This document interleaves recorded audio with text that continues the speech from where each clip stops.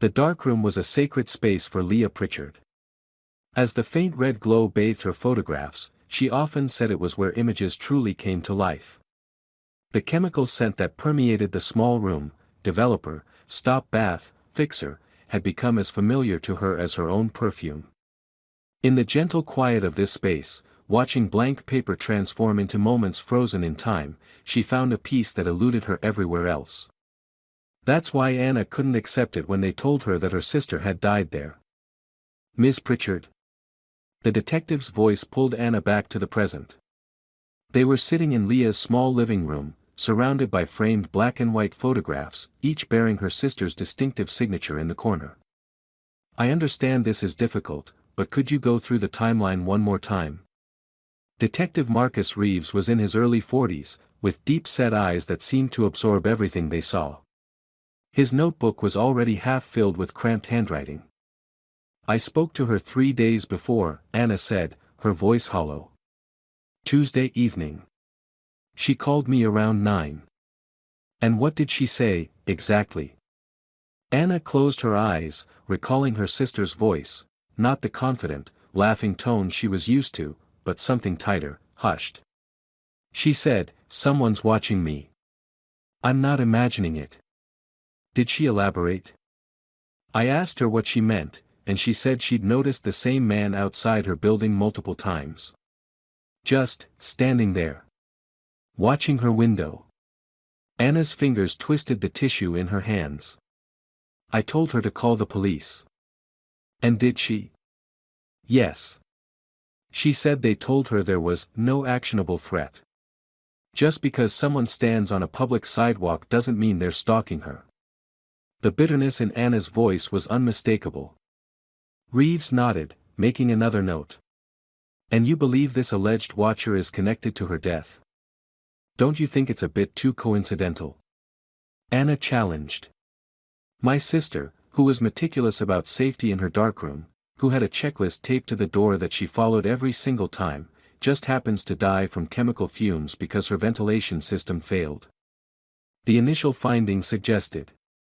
"I don't care what they suggested," Anna interrupted. "Leah wouldn't make that mistake. Never." Detective Reeves studied her for a moment, then closed his notebook. "Miss Pritchard, I understand your frustration. But right now, all we have is a locked room and a ventilation system that appears to have malfunctioned." "You mean someone made it malfunction?" Anna insisted. "That would require someone getting into her apartment, into her darkroom, and tampering with the system, all without leaving evidence. And then leaving the room locked from the inside." The logic stung, but Anna refused to back down. "Then I'll find the evidence myself." The apartment complex was quiet as Anna unlocked Leah's door the next morning.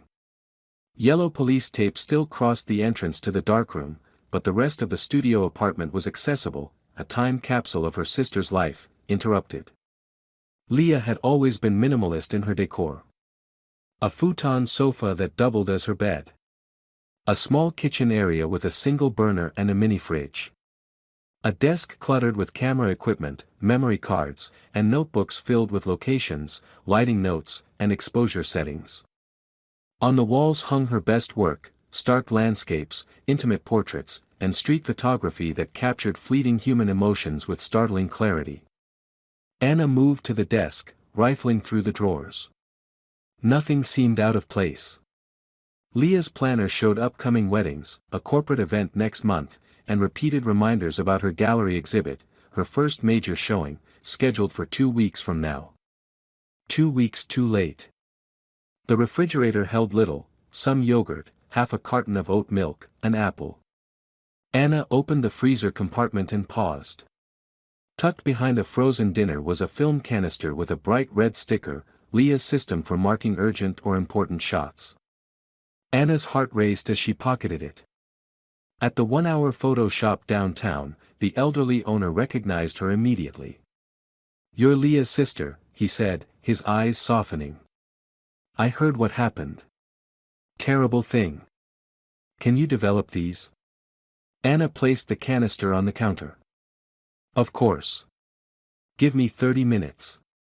When she returned, the owner's expression had changed. "These are unusual," he said, handing her the envelope. "Was your sister having trouble with someone?" The developed negatives revealed a series of photos taken from Leah's apartment window. Night shots, grainy and high contrast. Each showed the same scene, the street below, a mailbox, and partially hidden behind it, a man. Different nights, same position, same man.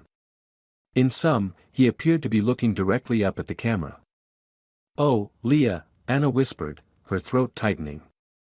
"You weren't imagining it." Detective Reeves frowned at the photos spread across his desk. "Why didn't she bring these to us?" "She tried to report him," Anna reminded him sharply. "You people dismissed her." A verbal report of someone standing on a public street is different from photographic evidence of repeated behavior, Reeves countered, but his expression was troubled. "I'll have these scanned and run through our system. See if we can get an ID. So now it's a case." Anna couldn't keep the accusation from her voice. Reeves sighed. "Ms. Pritchard, we're reclassifying your sister's death as suspicious pending further investigation." He hesitated. "I'd like to re-examine her apartment. Would you be willing to accompany me?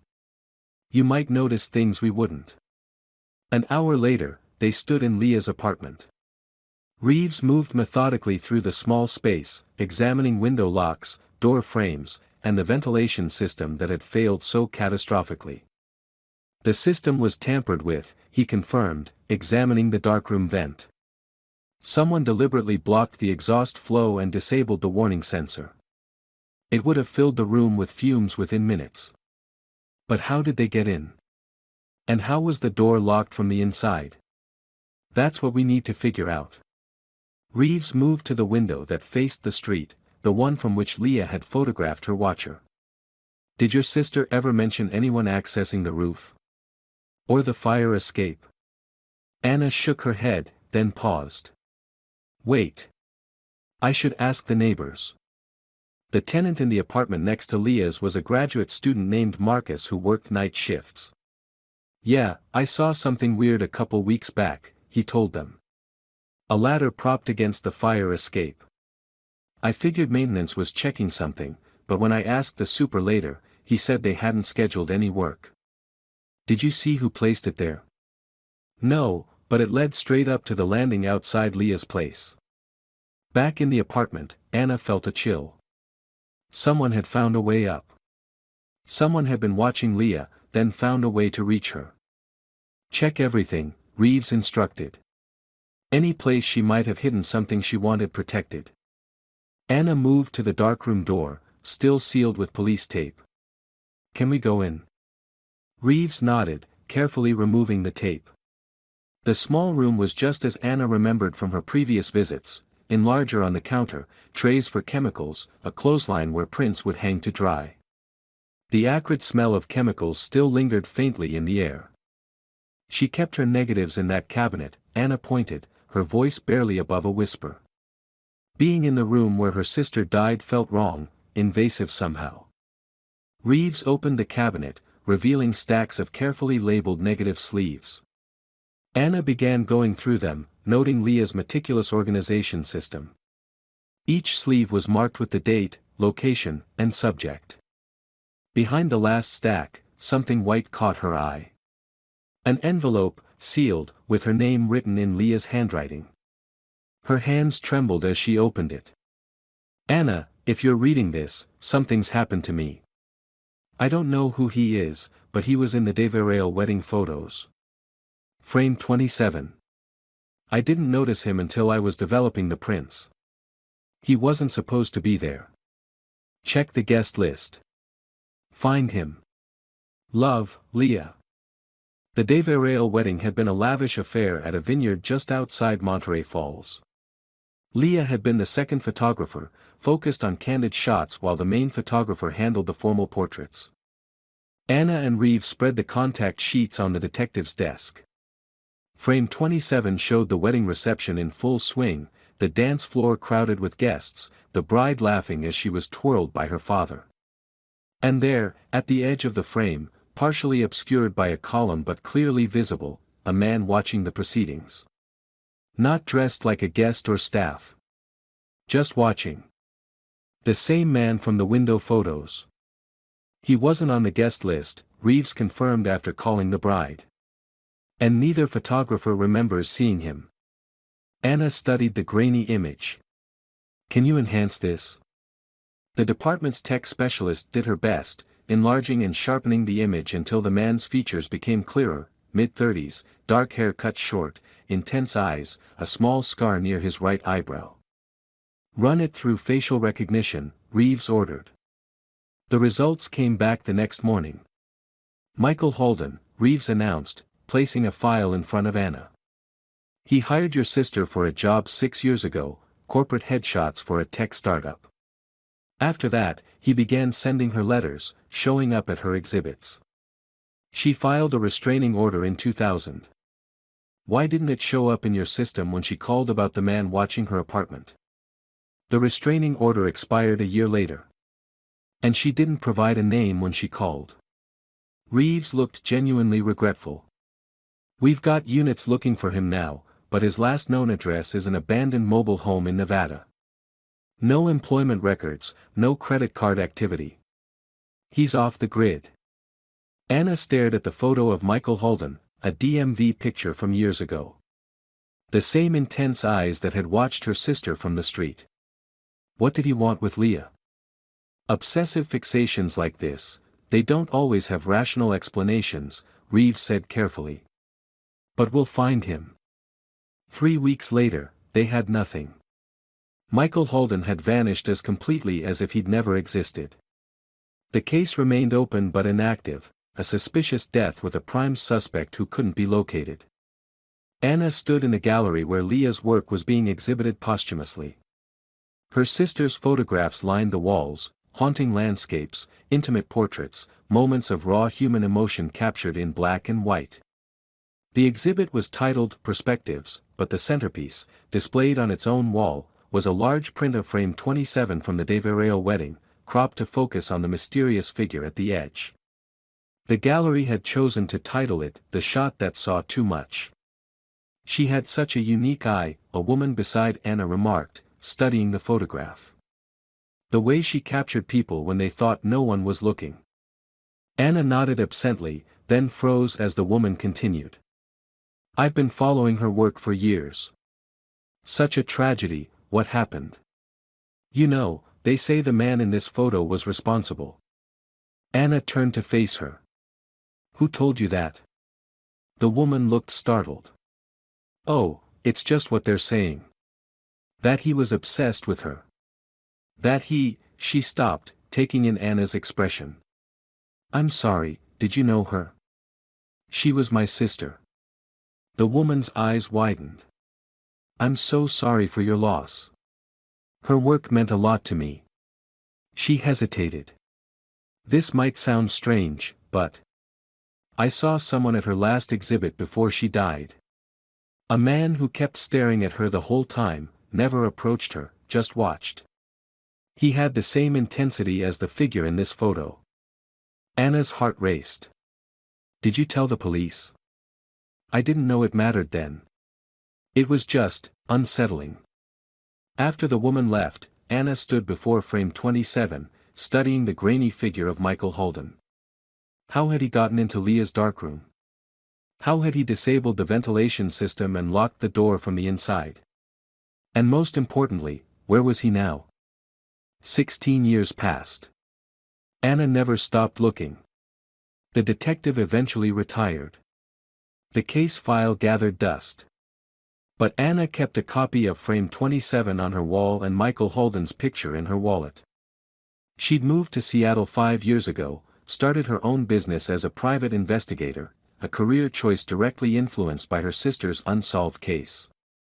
Her specialty became stalking cases and unexplained deaths. The gallery call came on a rainy Tuesday afternoon. Ms. Pritchard. This is Claire Dawson from the Westlake Contemporary Gallery. We're hosting a retrospective of your sister's work next month, and we'd like to discuss featuring some never-before-exhibited prints we've acquired. Anna agreed to meet her that evening. The gallery was modern and airy, with soft lighting that made Leah's black and white photographs seem to glow from within. Claire, a sharp-eyed woman in her 50s, led Anna to a back room where several of Leah's original prints were carefully laid out. These were purchased at an estate sale in Portland last year, Claire explained. The collector had apparently acquired them directly from your sister shortly before her death. They've never been exhibited. Anna examined each print with a mixture of joy and pain. More pieces of Leah, preserved in silver gelatin. Landscapes, architecture, and, she stopped at the last print. A self-portrait of Leah, taken in what appeared to be her apartment mirror. But in the background, barely visible in the darkness beyond her shoulder, was a shape that made Anna's blood run cold. A man's face, watching through the window. Is everything all right? Claire asked, noticing Anna's expression.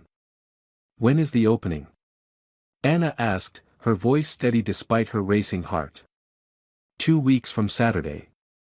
We're expecting quite a turnout. Your sister's work has developed something of a cult following over the years. Anna nodded slowly. I'll be there. The opening night arrived, the gallery packed with art enthusiasts and photographers who admired Leah's work. Anna positioned herself near the self-portrait, watching the crowd, studying each face. 3 hours passed. Nothing. Then, as the crowd thinned near closing time, she saw him. Older now, hair graying at the temples, but the same intense eyes, the same scar by his eyebrow. Michael Holden stood before the self-portrait, studying it with an expression Anna couldn't quite read. Their eyes met across the room. Recognition flashed in his gaze, followed by something else, not fear, but resignation. He turned and moved quickly toward the exit. Anna followed, pushing through the remaining guests, keeping her eyes fixed on his back as he stepped out into the rainy Seattle night. Outside, she caught a glimpse of him turning down an alley beside the gallery. Michael Holden, she called out, her voice steady despite the adrenaline coursing through her. He stopped but didn't turn around. Rain soaked them both as they stood in the narrow passage between buildings. You killed my sister, Anna said, the words she'd waited 16 years to speak aloud to this man. Slowly, he turned to face her. Raindrops ran down his face like tears. I didn't, he said, his voice rough with disuse. I loved her. You stalked her. You terrified her. You tampered with her ventilation system. He shook his head. I watched her, yes. I couldn't help myself. But I never entered her apartment. Never touched her equipment. The darkroom was locked from the inside, Anna said, the same puzzle that had haunted her for years. How do you explain that? The same way I explain how I've been watching her work all these years, visiting every exhibition, collecting every print I can find. His eyes held hers. Someone else was watching her too. Someone she trusted enough to let into her darkroom. A chill that had nothing to do with the rain ran down Anna's spine. Who? I don't know. But I saw him, using the fire escape ladder that night. I was across the street. Always watching, but never approaching. Never interfering. His voice broke. I should have interfered. Why should I believe you? Because I've spent 16 years doing what you've done, looking for her killer. He reached slowly into his jacket and withdrew a worn envelope. This was in her mailbox the day before she died. I took it before the police arrived. I've been following the lead ever since. Anna accepted the envelope with trembling hands. Inside was a note in Leah's handwriting. The new lighting setup works perfectly. Come by the darkroom tomorrow night and I'll show you the difference in the prints. I think this is exactly what the exhibit needs. Anna whispered. Michael? He shook his head. Not me. She would never invite me. We never spoke after the restraining order. Anna's mind raced. Who did Leah know whose name started with M? Marcus, she breathed, remembering the neighbor who had mentioned the ladder on the fire escape. Her neighbor. The man who found her body, Michael nodded. The man who told police he hadn't seen her for days before her death. Anna stared at the note, then back at Michael Holden, the man she'd hated for 16 years. Why didn't you go to the police with this? With what? A stolen note and the word of a stalker? His laugh was hollow. I'm not exactly a credible witness. So you've just been, what? Following her work? Attending her exhibitions? And watching him, Michael said quietly. Marcus Weber. He moved to Portland after her death. Started a photography business. Used techniques remarkably similar to Leah's. He's here tonight. Anna felt as if the ground had shifted beneath her feet. Here. Second floor of the gallery. The special collections room. Michael's eyes were urgent now. He saw me. He'll run. Anna turned and sprinted back toward the gallery, her mind whirling. Could it be? Had she been chasing the wrong man for 16 years? The gallery's second floor was quiet, most guests having moved downstairs for the closing reception. The special collections room door was ajar, soft light spilling out. Anna approached slowly, her heart hammering in her chest. Inside, a man stood with his back to her, examining one of Leah's early works. He turned at the sound of her footsteps, and Anna found herself face to face with Marcus Weber, older now, but unmistakably the same neighbor who had discovered Leah's body. You're her sister, he said, recognition and something else, wariness, crossing his features. Anna, right? You knew Leah well, Anna said, keeping her voice conversational while her mind raced. We were neighbors. Fellow photographers. His smile seemed practiced. Her work was inspirational. Especially her darkroom techniques, Anna said, watching his expression carefully. She was innovative. Something flickered in his eyes. She was gifted. She was going to show you her new lighting setup the night she died. Anna took a gamble, playing the card she'd just been dealt. In the darkroom. Marcus went still. I don't know what you're talking about. I have the note, Marcus. Another step closer. Her note to you. His face changed then, the pleasant mask slipping. Impossible. I took the only copy. The admission hung in the air between them. Anna felt dizzy with the confirmation. Why? She whispered. Why did you kill her? For a moment, she thought he might deny it. Instead, his shoulders sagged. It wasn't supposed to happen that way. I just wanted to talk to her, to explain. Explain what? That she was stealing my techniques. My ideas. His voice grew heated. We used to talk photography all the time. I shared my experimental processes with her, and then suddenly they were showing up in her work.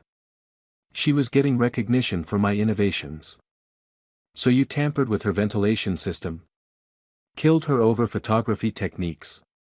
It was an accident, he hissed. I just wanted to damage some of her prints. Prove to her that she wasn't as perfect as everyone thought. But she came back early, caught me in her darkroom. We argued. She threatened to call the police. His eyes were wild now. I just pushed her. That's all.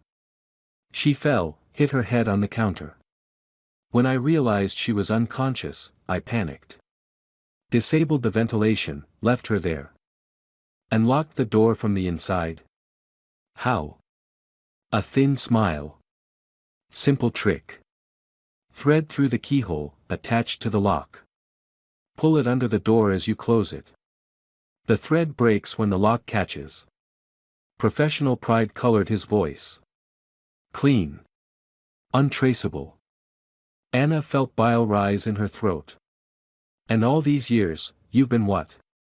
Living off techniques you stole from her. I've built my own reputation, he said defensively. My own style. But you couldn't stay away from her work, Anna realized. You keep coming back to her exhibitions. Why? Something haunted crossed his face. Sometimes I think she's watching me through her photographs. Those eyes. He shook his head. I see her in every frame. Frame 27, Anna whispered. Marcus blinked. What? Nothing. Anna took a step back. I need to make a call. To who? Alarm flashed across his features. The Seattle police, Anna said, pulling out her phone. And a detective in Monterey Falls who never closed the case. Marcus lunged forward, grabbing for her phone, but a figure appeared in the doorway behind him, Michael Holden, his face grim. I've already called them, Michael said quietly. They're on their way. Marcus looked from Anna to Michael, recognition dawning. You, he breathed. The stalker. You've been following me. For 16 years, Michael confirmed. Waiting for you to make a mistake. As police sirens wailed in the distance, Anna looked at the strange triangle they formed, the sister, the stalker, and the killer, all bound by their connection to a woman 16 years dead. She thought of Leah's photographs on the walls around them, each one a moment frozen in time, each one a piece of her sister that had outlived her. In a way, Leah had solved her own murder, through frame 27, through the note to Anna, through the self-portrait that had drawn them all here tonight. The gallery now displayed Leah's last work under the title, Frame 27, The Shot That Saw Too Much. But Anna wondered if the true final frame was being composed right now, in this room, as justice finally caught up with the man who had robbed her sister of her life and her future. Some mysteries, Anna thought as the police entered the room, never truly end. They just change perspective.